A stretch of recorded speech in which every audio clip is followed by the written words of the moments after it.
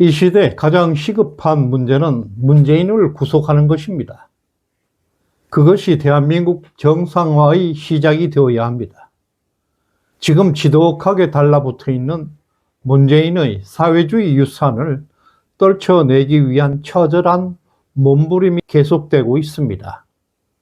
대한민국 현대사 가장 큰 비극은 문재인 정권에서 시작되었습니다. 2017년 박근혜 대통령 탄핵을 기점으로 해서 대한민국의 국가 정체성은 송두리째 흔들리기 시작했습니다. 그리고 그 배후에 바로 문재인이가 있습니다. 문재인은 박근혜 대통령 탄핵을 주도했고, 그는 대한민국에서 보수주의 가치를 붕괴시키는 데 전력을 다했습니다. 그 여세를 몰아서 대한민국을 친중 사회주의 국가로 변질시키는 작업에 착수하게 됩니다. 2017년 수원에 있는 농업진흥청 건물을 선관위로 이전해서 부정선거 기반을 구축하게 됩니다.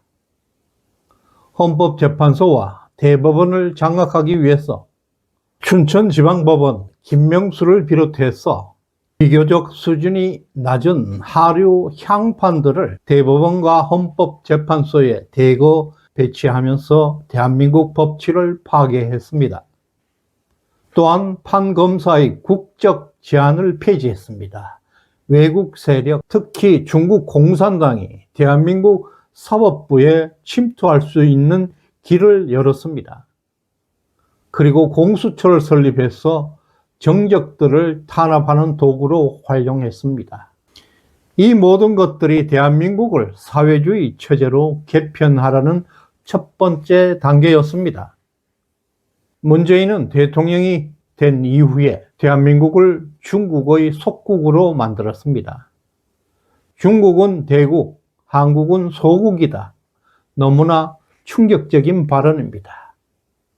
대한민국이 중국의 속국으로 전락하는 결정적 순간이었습니다. 그 이후에 대한민국은 점차 중국의 영향권에 종속되고 있었고, 중국인들에게 무비자 입국을 허용하고 대규모 중국인들이 대한민국에 정착하게 했습니다.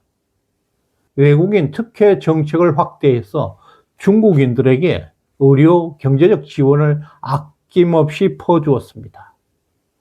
대한민국의 경제 산업 구조를 중국 중심으로 재편하게 되었고, 한국 기업의 중국 의존도를 의도적으로 높여나갔습니다.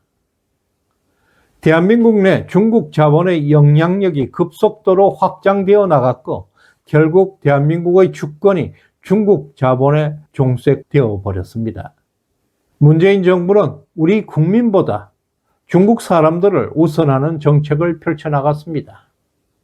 중국인들과 화교들에게 의료 혜택을 무상 공급했고, 중국인 자녀들에게 장학금을 지급했고, 부동산 정책을 통해서 중국인들의 한국 내 부동산 구매를 장려하고, 중국 자본을 금융, 통신, 언론 시장에 대거 유입하게 됩니다. 이와 같이 문재인 5년 동안 대한민국은 사실상 주권을 포기한 국가로 전락했습니다. 이 같은 중국인 문제는 민주당 입법 독재로 지금까지 전혀 개선되지 않고 있습니다. 중국인 천국이 되어가는 심각한 문제가 되고 있습니다. 또한 문재인 정권의 가장 큰 범죄는 대한민국의 민주주의를 붕괴시킨 것입니다. 바로 부정선거 시스템을 구축한 것입니다. 2017년에 농업진흥청 건물을 선관위에게 이전시킵니다. 2020년 총선 3개월 앞두고 이 건물에 코로나 격리시설을 이용한다는 핑계로 중국인 숙소로 사용하게 됩니다. 헌법상 선관위는 독립기관이라는 명목으로 창립 이래 60년 이상 한 번도 외부 감사를 받지 않는 조직입니다. 지금도 그 안에 무슨 일이 벌어지고 있는지 그 누구도 확인할 방법이 없었습니다. 그 암흑의 소굴에서 바로 A웹과 연계된 부정선거 조작단이 활동하고 있었습니다. 그 결과 2020년 4.15 총선에서 민주당은 무려 180석을 차지해서 국회를 완전 장악했습니다. 입법부, 행정부를 장악한 문재인에게 사법부는 그냥 신여에 불과했습니다. 사실상 문재인 사회주의가 완성된 것입니다. 또한 2024년 4.10 총선에서 192석을 확보함으로써 윤석열 대통령 탄핵을 위한 더 강력한 입법 독재가 실행되었습니다.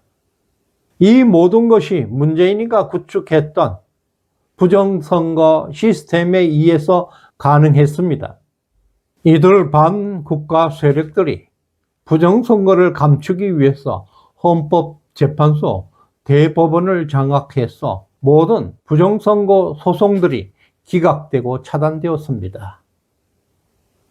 결과적으로 대한민국 국민들은 투표로 결체할 수 없는 나라가 되어버렸습니다.